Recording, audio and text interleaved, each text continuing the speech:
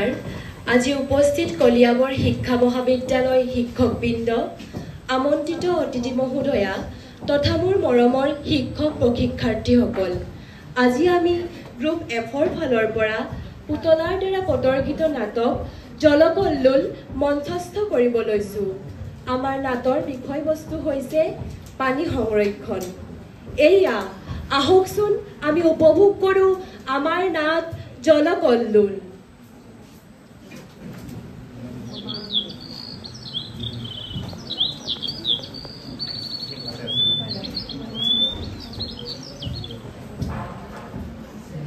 দেউতা অনুগ্ৰহ কৰি আপুনি দাঁত বাছ কৰি থকাৰ সময়ত পানীৰ টেপটো বন্ধ কৰি ৰাখিবচোন চাওকচোন কিমানখিনি পানী অভাৱতে নষ্ট হৈ গৈছে সদায় সদায় কিনো একেবোৰ কথাকে কৈ থাক মোৰ বিৰাট খং উঠে আপুনি কিয় পানীখিনি নষ্ট কৰিছেনো কি হলো তোৰ পানী বিল মই দিওঁ এইটো মোৰ কথা যেতিয়া ইচ্ছা তেতিয়াই কৰিম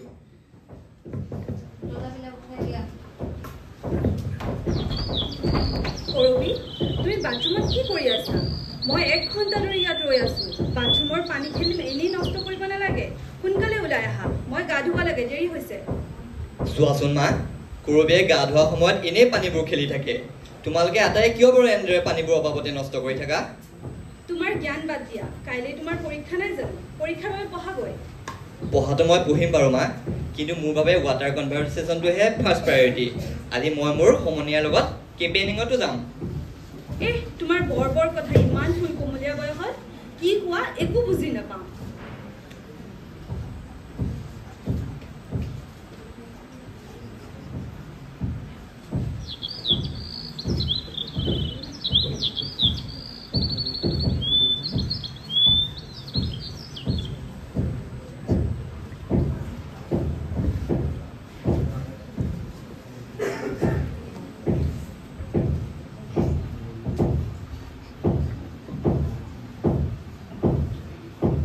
চোৱাচোন মনোজ এই মানুহ ঘৰৰ টেংকিৰ পৰা পানী অভাৰফ্ল' হৈ পৰি আছে হে ভগৱান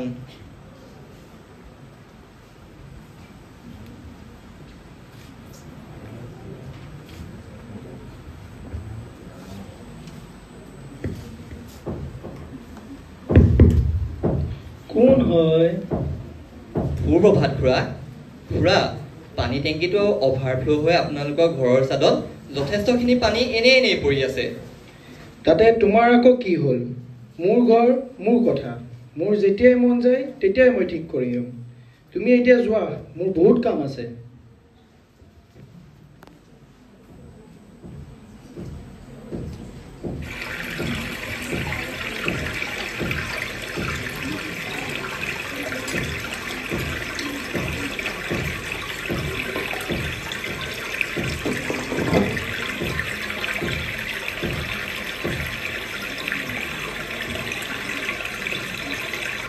খুৰা চাওকচোন আপুনি পানীৰ পাইপডাল এনেই খুলি থৈ দিছে বহুতখিনি পানী এনেই অথলে গ'ল হ'ব তুমি একো মোক জ্ঞান দিব নালাগে মই মোৰ কাম ভালদৰে জানো 20 বছৰ ধৰি ফুলনিখন ময়ে চম্ভালি আছোঁ দেওচোন আমাৰ কথাবোৰ বুজিবলৈ যত্নই নকৰে ইমান ইনচেনচিটিভ হ'ব দিয়া আশা নেহেৰুৱাবা চেষ্টা চলাই গৈ থাকিলে আমি এদিন নিশ্চয় সফল হ'ম যাওঁ ব'লা এতিয়া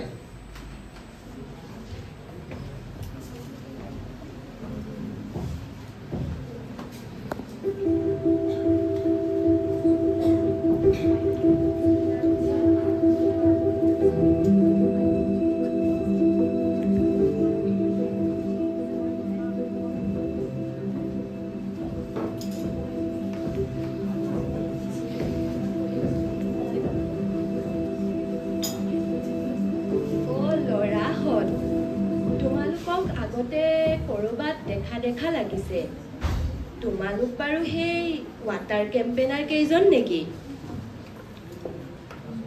হয় বৰ্মা আপুনি ঠিকেই চিনি পাইছে আপোনালোকৰ পানীৰ পাইপডাল লিকেজ হৈ থকা দেখিহে আমি আপোনাক ক'বলৈ আহিছোঁ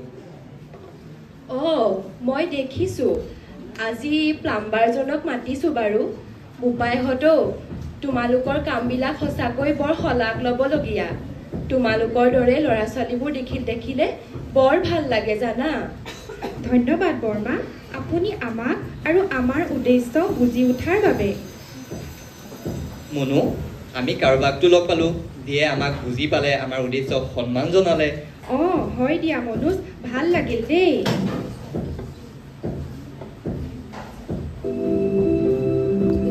পানীৰ টোপালত জীৱনৰ মুকুতা, হৌৱা চোৱা, টোপাল টোপালকৈ সৰিছে জীৱনৰ মুকুতা। গছৰ পাতৰ আৰে আৰে আকাশৰ পৰা সৰিছে, আহকচোন বুটলো জীৱনৰ মুকুতা। ভৱিষ্যত সংৰক্ষিত কৰিবলৈ ব'লা বুটলো পানীৰ টোপাল। সংৰক্ষিত হওক প্ৰতিটোপাল পানী, জীয়াই থাকক প্ৰতিটো পানী যুগ যুগান্তৰলৈ। ইমান ধুনীয়া কবিতা, কি সুন্দৰ আবৃত্তি, ভাৱ ভাষা তোমালোকে কবিতাটিৰ মাজেৰে প্ৰকাশ পোৱা বহুতখিনি অনুভৱ কৰিব পাৰিছানে? ইমান মূল্যৱান সম্পদটোৰ ইমান দুৰৱস্থা। হয়, সঁচাকৈয়ে আমাৰ নদ নদীবোৰৰ যিহে দুৰৱস্থা হৈ গৈছে। আজিকালি নদীবোৰ শুকাইছে, তাত থকা জীৱবোৰৰ অস্তিত্ব সংকটত। নিয়তিৰ কি নিষ্ঠুৰ পৰিহাস, এফালে নদীবোৰ শুকাইছে, প্ৰদূষণ বাঢ়িছে, আনফালে আকৌ ন্যূনতমখিনিকো মানুহে নষ্ট কৰিছে। আমি সৌভাগ্যৱান যে দৈনন্দিন ব্যৱহাৰৰ বাবে পানী পাইছোঁ, কিন্তু আমি পাহৰিব নালাগিব যে বৰ্তমান এটোপাল পানী বিচাৰি হাহাকাৰ। পানী বিচাৰি মানুহে বহু মাইল দূৰলৈ যাব লাগে।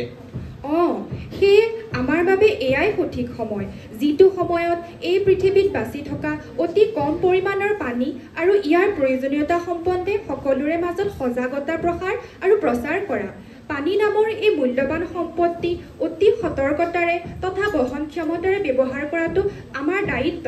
উদ্দেশ্যত বিফল হ'লে ফল আমিয়েই ভোগ কৰিব লাগিব।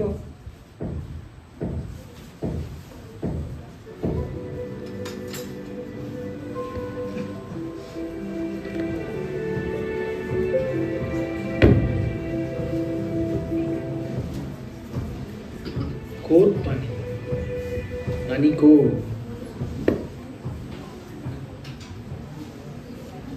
চোৱাচোন, বৰ্তমান এই টেংকাৰ্ছবোৰেই ইমান এক্সপেঞ্চিভ হৈ গৈছে। দৈনন্দিন প্ৰয়োজনৰ বাবে খুব কম অনুপাততহে পানী উপলব্ধ। কি যে দিন আহিল, মোৰতো ভয়েই লাগে। এনেকৈ হ'লে এদিন আমি এটোপালো পানী নাপাম দেখোন।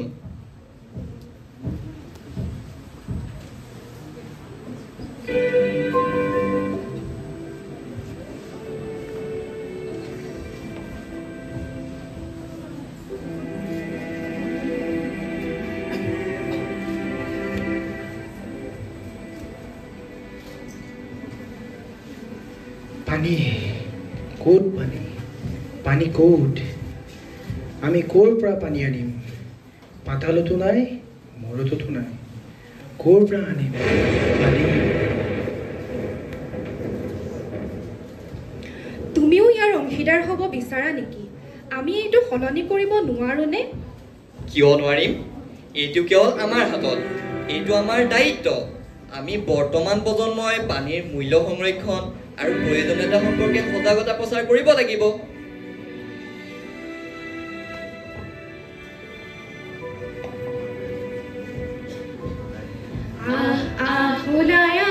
সজাগ জনতা, ওলায়া পোহৰানুতা, ৰামৰে দেশতে থকা ৰাৱণ বধূতে যায় যদি যায় জীৱনটো যায়।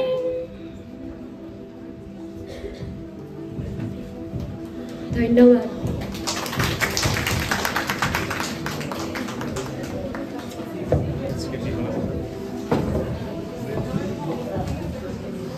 চৰিত্ৰসমূহৰ লগত চিনাকি কৰাই দিব বিচাৰিছোঁ।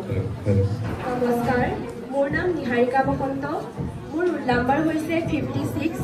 মই আজি এই আমাৰ জনকল্লোল নাটকখনত ঘোষিকাৰ ভূমিকা পালন কৰিছোঁ, বৃদ্ধাৰ চৰিত্ৰ ৰূপায়ণ কৰিছোঁ, লগতে কবিতা আবৃত্তি কৰা ছোৱালীজনী হৈছোঁ। ধন্যবাদ। নমস্কাৰ, মোৰ নাম শ্ৰী প্ৰজ্ঞাশ্ৰী ডেকা। মই আজি এই নাটকখনত যিসমূহ পুতলা নিৰ্মাণ কৰা হৈছে তাত সহায় কৰিছিলোঁ। নমস্কাৰ, মোৰ নাম পৰীক্ষিতা শৰ্মা। আজি নাটকখনত যিসমূহ পুতলা তৈয়াৰ কৰা হৈছে সেইসমূহ নিৰ্মাণ কৰাত মই সহায় কৰিছিলোঁ আৰু লগতে পুতলাকেইটা নচোৱাত নমস্কাৰ, মোৰ নাম নৱপ্ৰদীপ শইকীয়া, ৰোল নম্বৰ 52 আৰু আজি নাটকখনত মই মনোজৰ চৰিত্ৰ ৰূপায়ণ কৰিছিলোঁ। ধন্যবাদ। নমস্কাৰ, মোৰ নাম পাৰ্থৱজ্যোতি মহন্ত, মোৰ ৰোল নম্বৰ 59। আজিৰ নাটকখনত মই দেউতাকৰ কেৰেক্টাৰটো, মালিৰ কেৰেক্টাৰটো আৰু মালিকৰ কেৰেক্টাৰটো প্লে কৰিছোঁ। নমস্কাৰ, মোৰ নাম নেহা ভৌমিক, মোৰ ৰোল নম্বৰ 55 আৰু মই জলকল্লোল নামৰ নাটকখনত নুনুৰ চৰিত্ৰটো ৰূপায়ণ কৰিছোঁ। নমস্কাৰ, মোৰ নাম মিছ নাৰ্জী বেগম। মই মিউজিক ছিষ্টেমত আৰু পুতলাসমূহ বনাই দিয়াত সহায় কৰিছোঁ। নমস্কাৰ, মোৰ নাম নিকুমণি বড়ি, মোৰ ৰোল নম্বৰ 57। মই পুতলাসমূহ প্ৰস্তুত কৰাত আৰু পুতলাসমূহ নচোৱাত সহায় কৰিছিলোঁ। নমস্কাৰ, মোৰ নাম নাজৰিন চুলতানা। মই নাটকৰ নাটকৰ পাণ্ডুলিপিখন অসমীয়াত লিখিছিলোঁ আৰু মই পুতলা বনোৱাটো সহায় কৰিছিলোঁ।